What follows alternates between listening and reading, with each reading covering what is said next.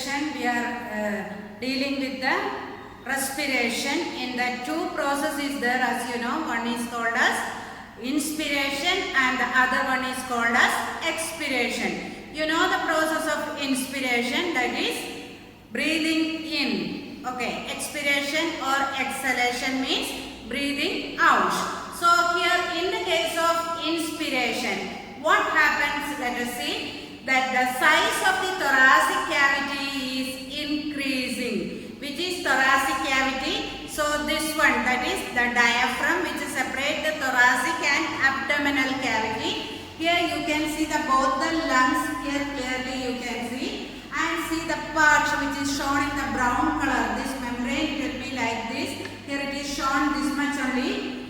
This much only it has shown, but you can see that it is like this, lying below the lungs. It's a muscular membrane, this diaphragm, which is a muscular membrane, and that is separating the thoracic, that is chest cavity, as well as the abdominal cavity where stomach and the associated parts is located. So you can see when you are inhaling air, breathing in, just you are sitting in the room, just inhale children and take a deep breath inside.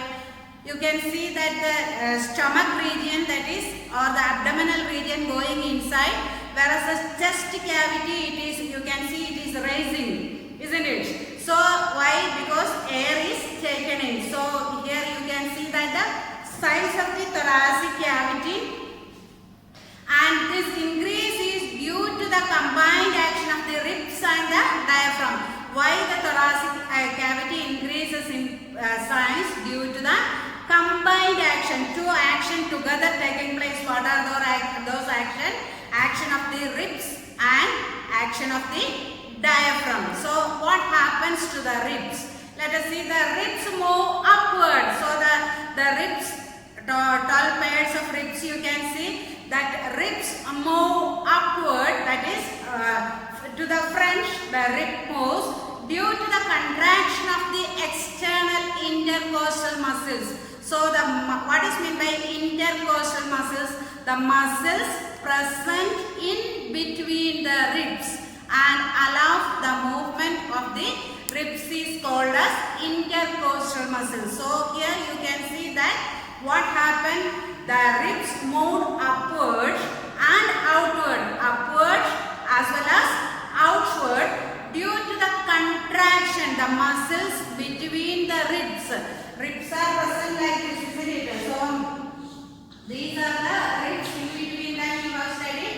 The sternum is present. So in between the ribs there is a set of muscles present, and these muscles are called as intercostal muscles. So the intercostal muscles contract. That's why you can say that the ribs move upward and forward, and then you can see that thus enlarging the chest cavity all around. So as this process going on, the chest cavity itself, what happens? It enlarges. Then the diaphragm, which is a sheet of muscular tissue which normally remain arched upward like a dome. So you can see that always it will be arched. See, this is the lungs. Here you can see that the diaphragm. This is the thoracic cavity. This is what is called as abdominal cavity. This diaphragm, which is a muscular membrane that is separating these two cavities. And this diaphragm, you can see that towards the base of the lungs contracts and flattens to form a dome-shaped outline to an almost horizontal plane, and thus contribute to the enlargement of the chest cavity lengthwise. So this diaphragm, what happens to this diaphragm? During the time of inspiration, it almost becomes flattened like this. Okay, so the diaphragm becomes flattened like this during the time of inspiration. The shape is changed as it is a muscular membrane. You can see easily it can change. So here, as it is a muscular membrane, during inhalation or breathing in, diaphragm become flattened. Okay. Then decreased pressure inside the lungs draws the air inward, and the outside air being is in a greater pressure rushes into the equalize the pressure. So you can see that as this process happens, what happens in the lungs? Yes, the pressure will be decreasing inside the lungs. During this process, the pressure will be decreasing so that outside pressure is greater, so that the air will be rushes inside the lungs to equalize the pressure. So that is how this inhalation, or you can see that inspiration takes place. And then next process, along with that another process takes place, that is expiration or exhalation. So that is breathing out. So here what happened, quite opposite to that one. Here the result of the reverse movement of the ribs and diaphragm.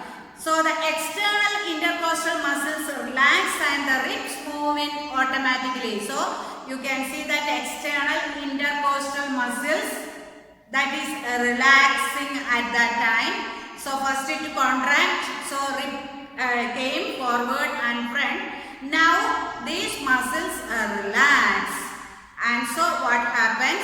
You can see that these ribs move inward automatically. To move inward, just breathe out. You can see that ribs moving back to its original position.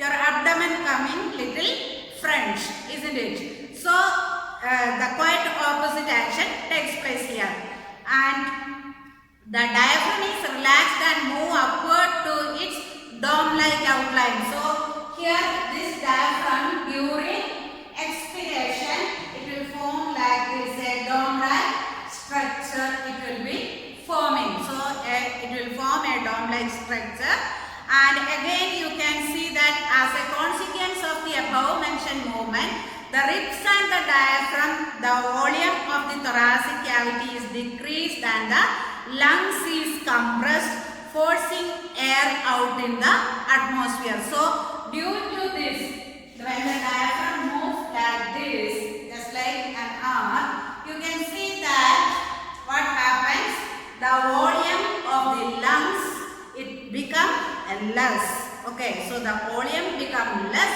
and so the size is decreasing, which makes the air to force out. So the air will be moving out. So this is what is nothing but expiration or exhalation. When we breathe out forcibly or naturally, as it happens during intense physical exercise, the internal intercostal muscles also contract, causing further contraction of the rib cage to expel out more air for larger intake of oxygen. So you can see by doing exercise, sometimes we can breathe in for a longer time, isn't it? So that and all by the action of this intercostal muscles. So tissue respiration or internal respiration is nothing but the cells of the body uses oxygen to oxidize the food and release the energy. Carbon dioxide formed as a waste product is during the breakdown of glucose molecule is sent out by the expiration. And you can see that control of breathing movement. The breathing movement are largely controlled by the respiratory centers that is located in the medulla oblongata of the brain. So mainly three parts of the brain, you know, cerebrum, cerebellum and the medulla oblongata, and this breathing movement is controlled by the third part that is called as medulla oblongata. This center is stimulated by the carbon dioxide content of the blood, and more the carbon dioxide contained in the blood, faster the breathing. So if more carbon dioxide is present in the blood, what happens? Your breathing rate will be increasing. The breathing movement are normally not under the control of the will, that is they are involuntary. As you know that the breathing rate, it is quite involuntary in nature. It is not under the control of animals will, so it is involuntary. But to some extent one can consciously increase or decrease the rate and extend the breathing. So though it is an involuntary action, in certain cases you yourself can control your breathing rate. If you want speed, you can speed up your breathing, as well as you can slow down your breathing. While doing yoga and all, slow breathing, usually you can see that process will be taking place. So voluntarily we can do to certain extent. If you forcibly hold the breath, a stage would come when you cannot hold it any longer. So just for few seconds we can hold the breath in, but for a longer time it will be very difficult for any person to hold the breath. Okay, now let us see the capacities of the lungs. The capacities of the lungs of the respiratory volume in normal human adult are how it is approximately, how it is coming. Let us see. First one is called as tidal volume.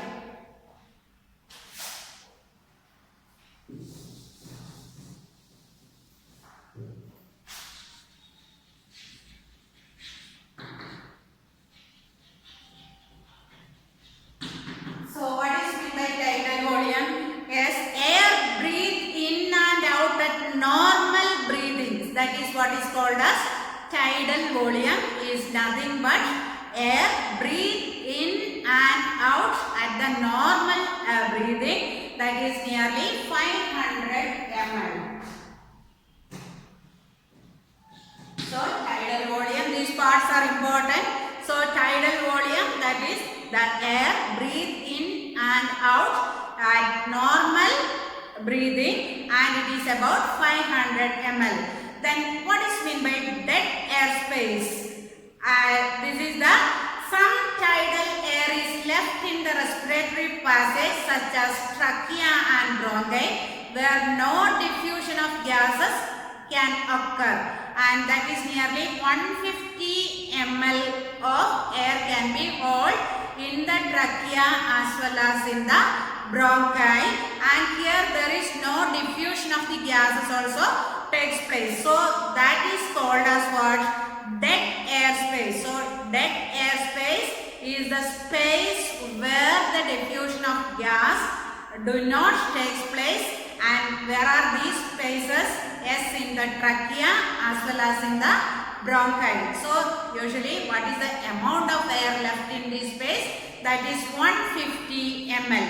Next one is called as alveolar air, that is also concerned with the tidal volume, and the tidal air is contained in air sacs.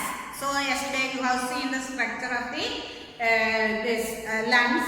So here this is the lungs, and these white lines that end in the pink color, that is called as what?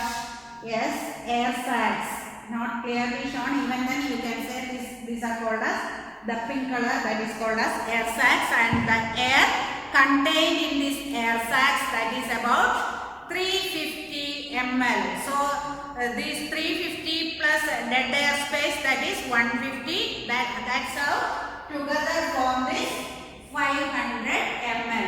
So tidal volume, that is in normal breathing, the air that we are give in and out, that is called as what?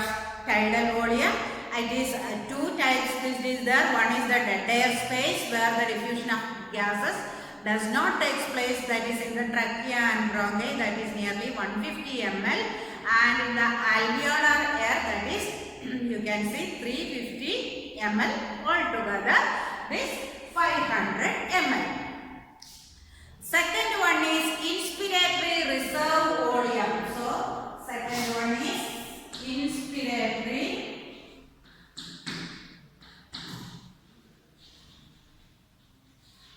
reserve volume.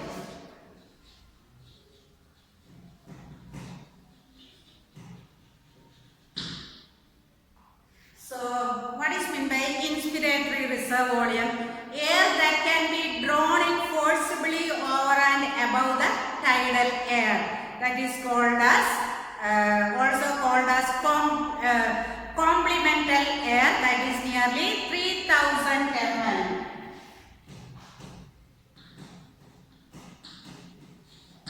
So here you can see that the second one is inspiratory reserve volume.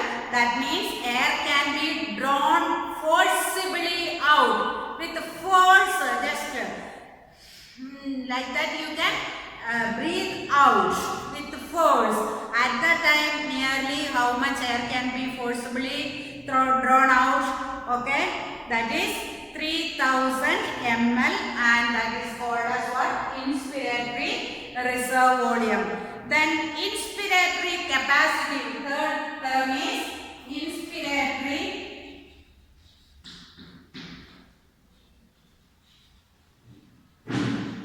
capacity. So what is meant by inspiratory capacity?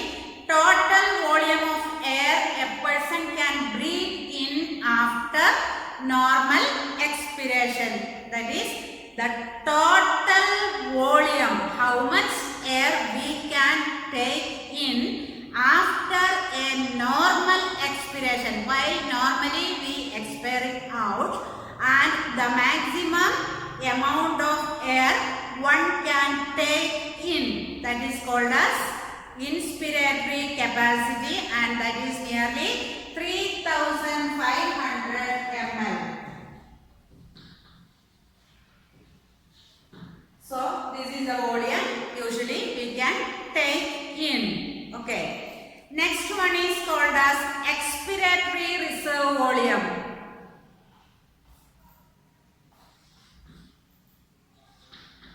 Expiratory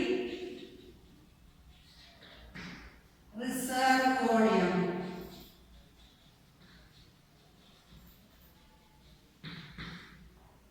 So what is that one? Air that can be forcibly expelled out after normal expiration. So what is the air we can expel out, not normally, by forcibly, with the force. If you are expelling out the air, that volume is called as expiratory reserve volume, and that may be 1000 ml. So the term you understood. And fifth one is called as vital capacity.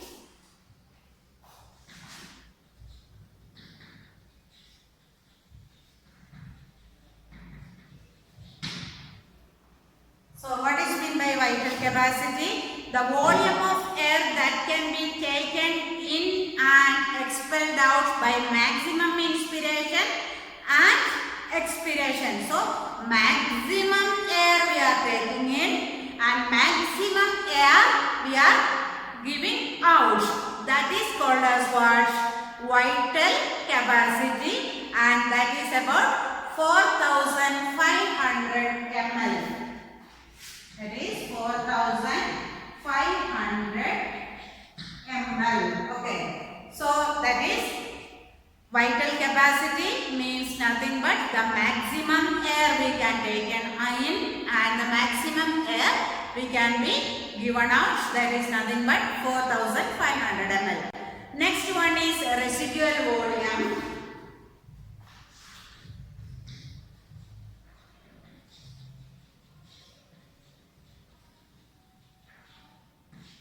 So what is meant by residual volume? Some air is always left in the lungs even after forcibly breathing out. This is leftover or residual volume, that is 1500 ml. So though we forcibly breathe out or expired out, still some more air will be left in the lungs, and this is called as what? Residual volume. And next one is the total lung capacity. So seventh term is total lung capacity. So what is the total lung capacity? Maximum air which can be at any time be held in the two lungs. So the maximum air which can be held in the two lungs, that is called as total lung capacity, that is 6000 ml.